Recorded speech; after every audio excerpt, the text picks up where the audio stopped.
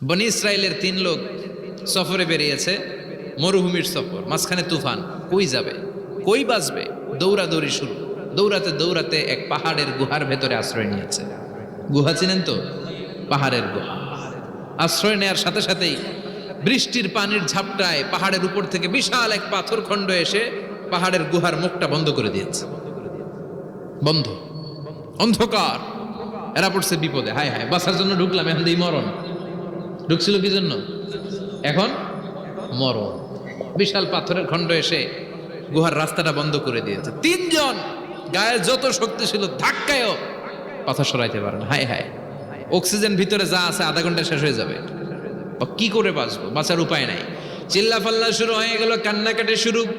একজন বলে, তোমাদের জীবনে কার কি ন্যাক আমল আছে? যেই ন্যাক আমলটা আল্লাহর ভয়ে করছিল, ওইটার ওসিলা দিয়ে দোয়া করে দেখো কিছু হয় কিনা।